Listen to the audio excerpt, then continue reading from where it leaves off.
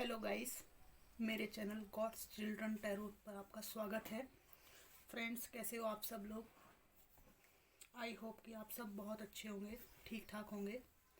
Friends, आज हम इस टॉपिक पर रीडिंग करने वाले हैं कि वाई डिड दे रिजेक्ट और लेफ्ट यू। उन्होंने आपको रिजेक्ट क्यों किया, ये क्यों आपको पीछे छोड़कर ज़िंदगी में आगे बढ़ गए। ठीक है, चलिए देखते हैं।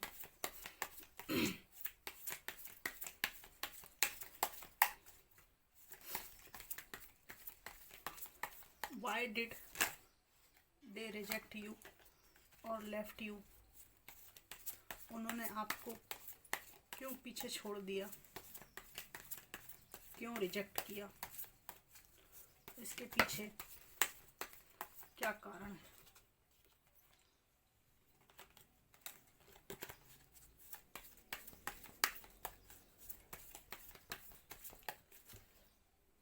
चलिए देखते हैं।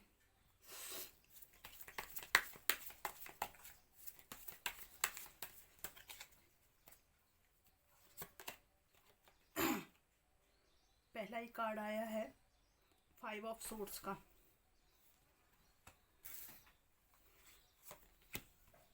The star, strength, 9 of cups, 9 of wands, 10 of wands,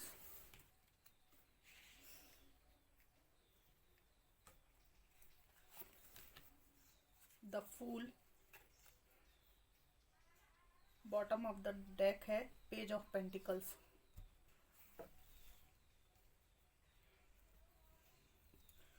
तो फ्रेंड्स, यहाँ मुझे स्ट्रांगली दिख रहा है, पहला ही कार्ड जिस हिसाब से आया है, यहाँ मुझे स्ट्रांगली दिख रहा है कि आप दोनों के बीच मुख्य समस्या ये थी कि आपके जो पर्सन है उन्होंने अपनी भावनाएं, अपने इमोशंस, अपने एफर्ट्स और अपने जो है पैशन कहीं और इन्वेस्टमेंट किए हुए थे, कहीं और इन्वेस्ट किया हुआ था ये सब इन्होंने। आप इसे एक तरह से चीटिंग मान सकते हैं, या इनकी नए नए फ्रेंड्स बनाने की जो हैबिट है। अगर ये पुरुष थे तो बहुत सारी इनकी महिलाएं दोस्त होंगी, और अगर फीमेल के बारे में आप देख रहे हैं तो इनके बहुत सारे मेल दोस्त थे।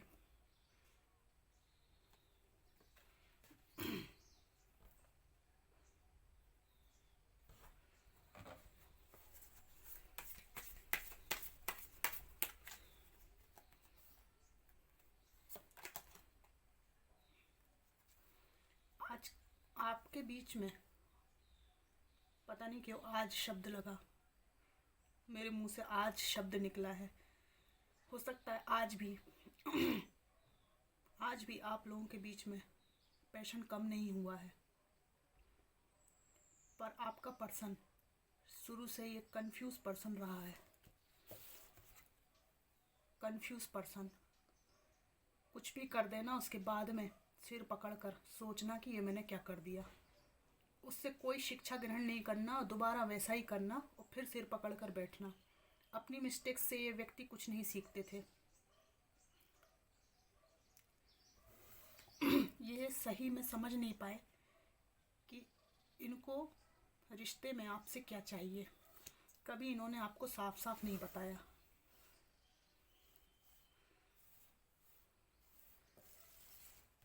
हमेशा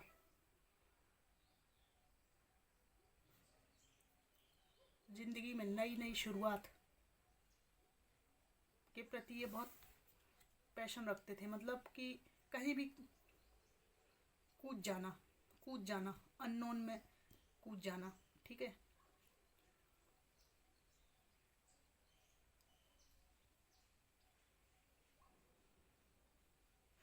ये खुद में बहुत कंफ्यूज पर्सन, बहुत डिस्टर्ब, खुद में बहुत डिस्टर्ब थे। इनका ऐसा है पार्टी पार्टी करना, एंजॉय करना, कुछ इस टाइप की एनर्जीज आती हैं। लाइफ को सीरियस नहीं लेना, लोगों से मिलना बहुत पसंद हो सकता है इनको।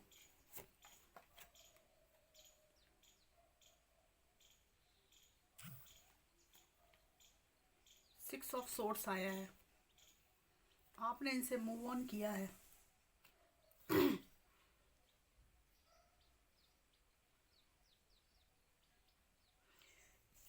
इनको बहुत अहंकार रहा है कि इनके पास में बहुत सारे ऑप्शंस हैं, तो इनको कोई फिक्र करने की ज़रूरत नहीं है, जब चाहे चुटकी बजा के किसी को भी अपनी ज़िंदगी में ले आएंगे।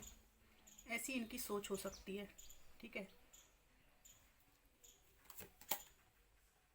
Three of swords third party situation है।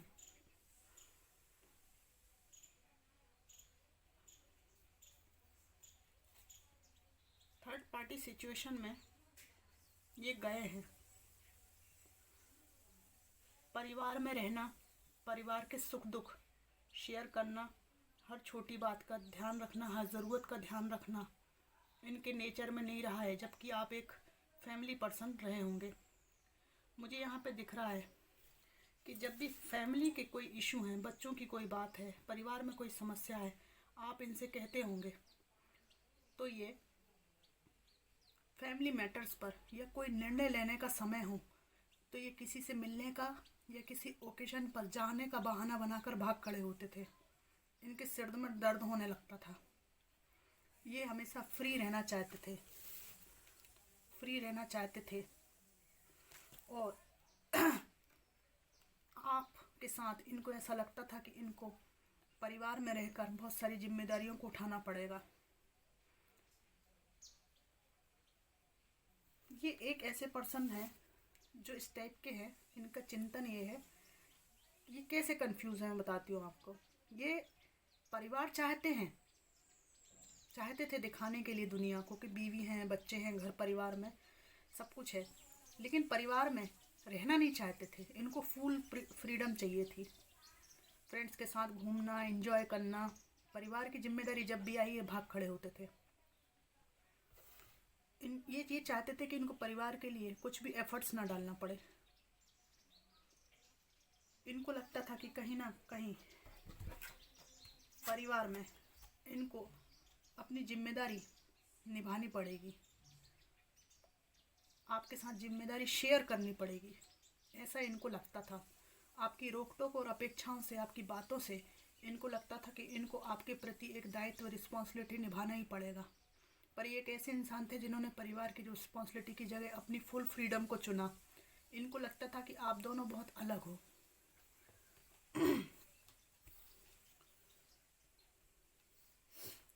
हमेशा बचकानी हरकतें करना, जैसी जिम्मेदारी वाली कोई बात आए तो उससे बचने की कोशिश करना, डिफेंसिव मोड में आ जाना, हमेशा अपने को बेचारा बेचारी बताना, जबकि दूसरे लोगों के लिए एफर्ट डालना, उनके साथ पार्टी करना, उनके प्रति पैशन दिखाना। आपके प्रति पैशन इनका जिम्मेदारी निभाते टाइम पैशन इनका गायब हो जाता था। फ्रेंडशिप करते टाइम, चीटिंग करते टाइम, लोगों में दिखावा करते टाइम, है ना, अच्छा पहनना ओढ़ना, यही सब इनके जीवन का मुख्य बिंदु था। इतना ही इनका जीवन था, जबकि आपका जीवन एक सलीके का, तमीज़दारी का जीवन है।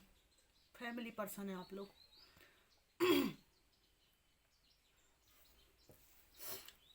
थर्ड पार्टी सिचुएशन,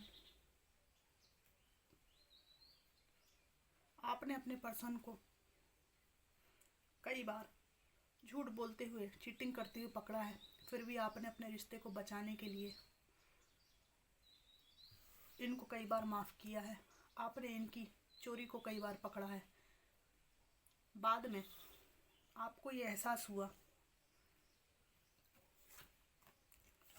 कि मुझे इमोशंस में बहने की जगह अपने जीवन को बहादुरी के साथ जीने की आवश्यकता है। मुझे किसी से दबने की आवश्यकता नहीं है। इमोशंस के चक्कर में मैं अपने जीवन को खो रही हूँ।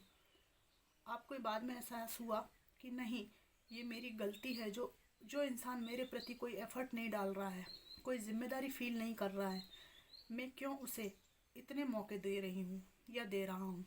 मुझे इस सिचुएशन से बाहर निकलना है और मुझे लग रहा है कि इन्होंने आपको रिजेक्ट नहीं किया है, आपने इनको रिजेक्ट किया है। इन्होंने ऐसी परिस्थितियां आपके लिए क्रिएट कर दी थी कि आपको इन्हें रिजेक्ट करना पड़ा, छोड़ना पड़ा, दूरी बनानी पड़ी। आपने अपनी ज़िंदगी से उनको निकाल फेंका है क्योंकि आप लोग इनके नौटंकीबाजी से, ड्रामेबाजी से थक गए। आपका पर्सन जो है इमोशनली वीक लोगों के, आप बुरा मत मानिएगा, कुछ लोग ऐसे होते हैं जो ये देख लेते हैं कि सामने वाला इमोशनली वीक है, ऐसे लोगों का ये लोग फ़ायदा उठाते हैं। ठीक है, इन्होंने थर्ड पार्टी सिचुएशन में डालकर एक तरह से आपके जीवन को बदल डाला। ठीक है, आपने इनको स्वीकार करने से मना कर दिया है। इन नौटंकी से आप बाहर निकल आए हैं, अकेले होकर भी आप इनके ऊपर भारी पड़ रहे हैं। तो इन्होंने आपको रिजेक्ट नहीं किया, इस रीडिंग में आ रहा है। रिजेक्शन के कारण इन्होंने क्रिएट किए हैं। इन्होंने ऐसी सिचुएशंस पैदा की कि आपने इनको रिजेक्ट करने पे मजबूर कर दिया। आपको रिजेक्ट करने पे मजबूर कर दिया। आपको बोरिया बिस्तर बांधकर इनसे दूर भाग जाने के लिए इन्होंने खुद आपको मजबूर किया, ऐसा घायल किया। देख रहे हैं, ऐसा घायल किया है कि आप अपना बोरिया बिस्तर बांध के निकल गए हैं। आप इनको अपने पास भी नहीं फटकने देना चाहते। द स्टार की एनर्जी आपकी आई है। अपने आप में आपने जीना सीख लिया है।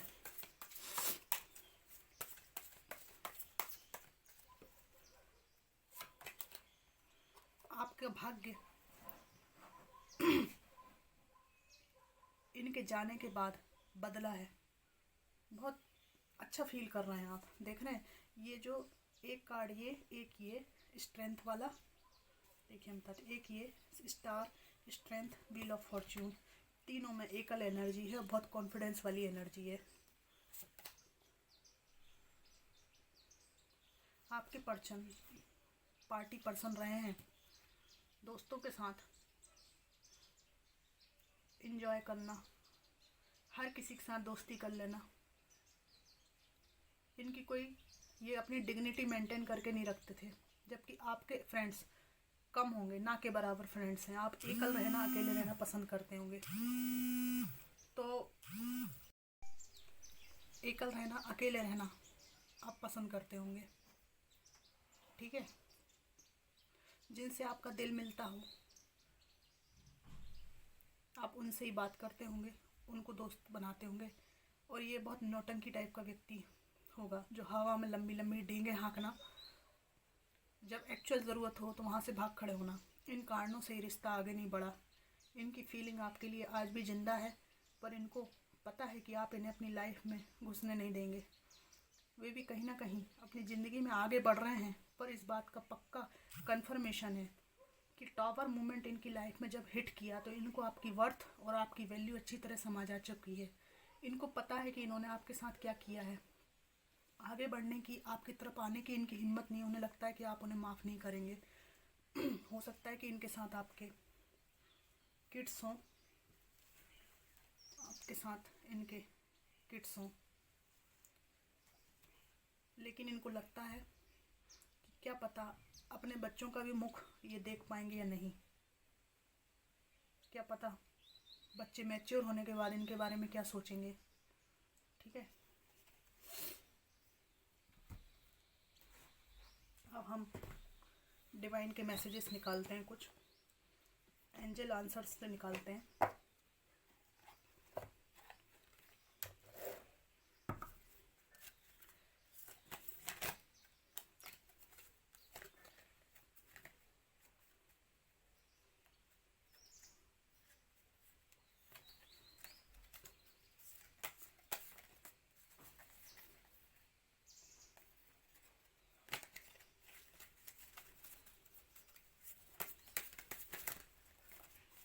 डिवाइन मुझे बताइए कि मेरे व्यूअर्स को आप क्या संदेश देना चाहते हैं।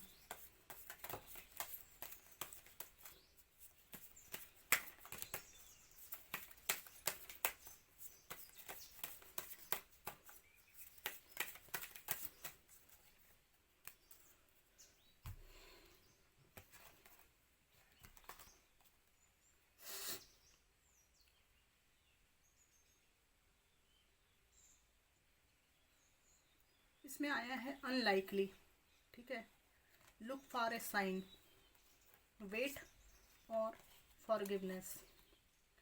तो एंजल आपसे ये कह रहे हैं कि आप जो कुछ भी हुआ, जिसने जो कुछ भी आपके साथ किया, उसको भूलकर आगे बढ़ जाइए।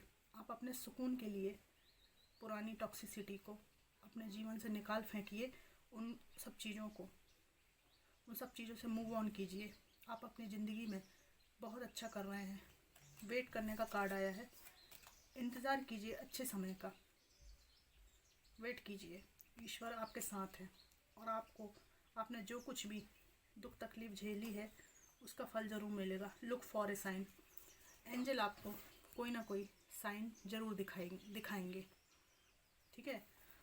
और जो कुछ भी आप नहीं चाहते थे और आपके साथ हो गया है, उसको दुर्भाग्य के रूप में ना देखें, उसको सौभाग्य में परिवर्तित करने की शक्ति आपके अंदर है, ठीक है।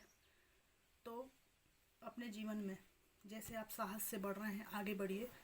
और रीडिंग में मुख्य बात ये आई है कि अपने इमोशंस को कहीं और इन्वेस्ट करने के कारण इन्होंने ऐसी सिचुएशन क्रिएट करी कि आपने इनको रिजेक्ट कर दिया, ठीक है। हो सकता है इन्होंने आपको रिजेक्ट किया हो, देखने में ऐसा लगता है, लेकिन एक्चुअल में आपने इनसे किनारा कर लिया है। तो ये थी आज की रीडिंग आपको कितनी रेजोनेट करी मुझे ज़रूर बताइएगा। रीडिंग को देखने के लिए आपका बहुत बहुत धन्यवाद। Thank you so much.